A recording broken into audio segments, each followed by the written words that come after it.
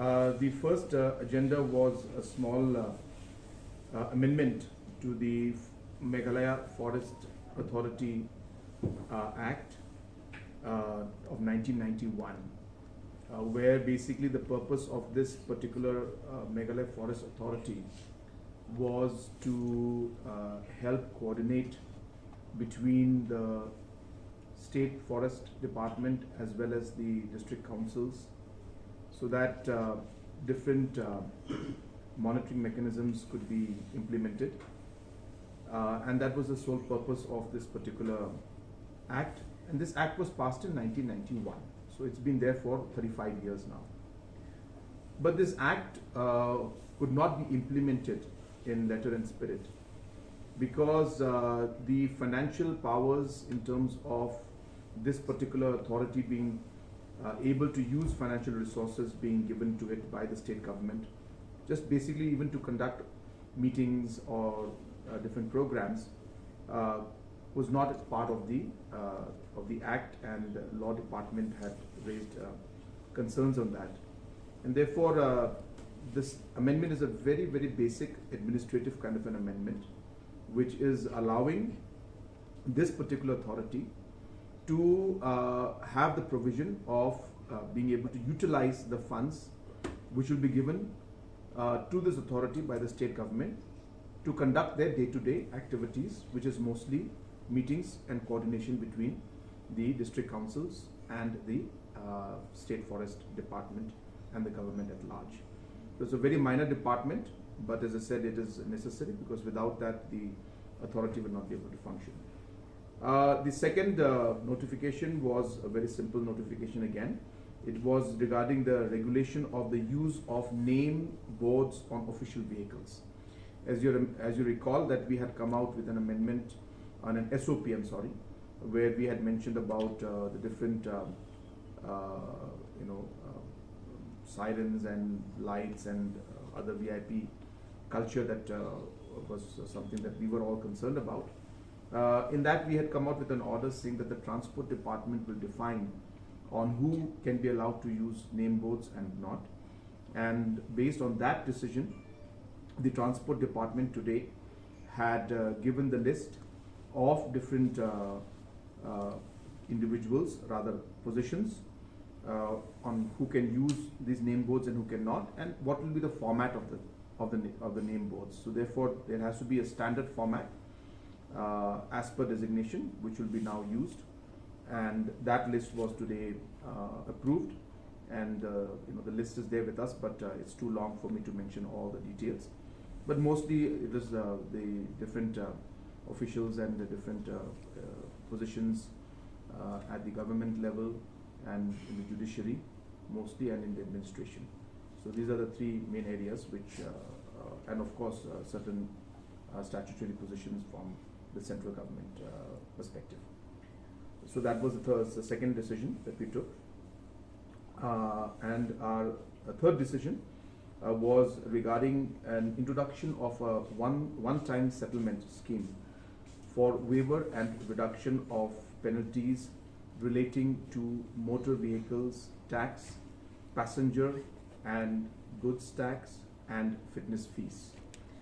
As you are aware that there are many trucks and transporters who have been functioning and working in different sectors in the state, in different sectors.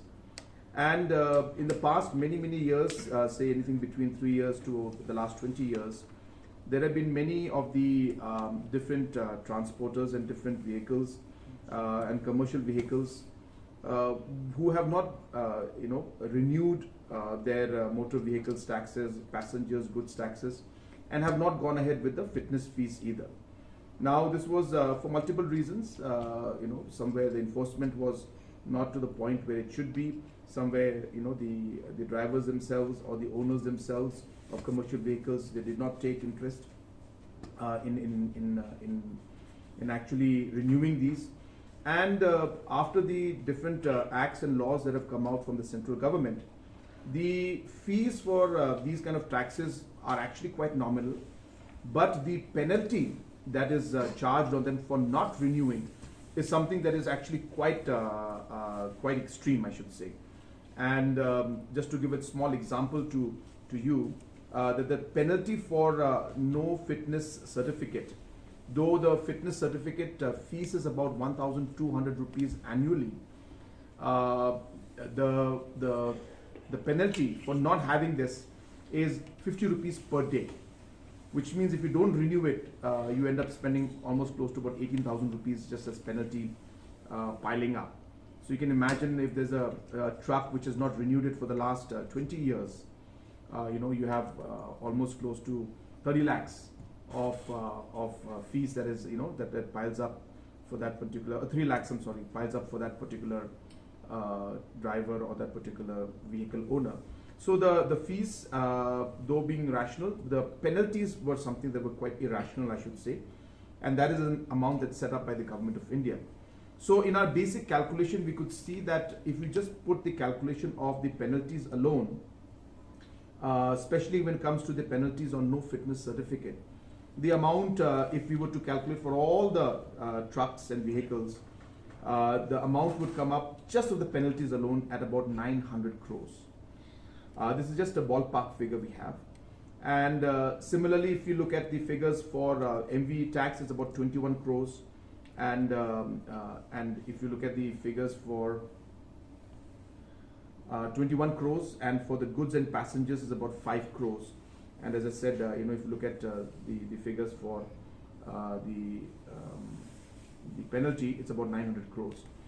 So we realize that we need to ensure that a rational number comes out to allow these particular trucks and drivers and truck owners and commercial vehicles to actually sustain themselves, but at the same time also ensure that in the future all these commercial vehicles and truck owners are regular in their payments. And so keeping both these objectives in mind, and also keeping in mind that almost you can say 100% of these truck owners, drivers are all local people. They are all our own citizens. And therefore, if you're not able to find a solution to this, it will lead to a huge loss in terms of livelihood and financial stress for our own people. And a lot of them are poor people who have been using their vehicles for many years. And hence, we kept all of these factors in mind, and we came to a decision today that since the penalty figures which we saw, we felt were very high and they are notional numbers, and as I said, they've been just collecting for the last 20 years. We have decided in the cabinet that we will be exempting, as a one-time settlement, we'll be exempting 90% for the penalty for no fitness certificate. 90% will be exempted there.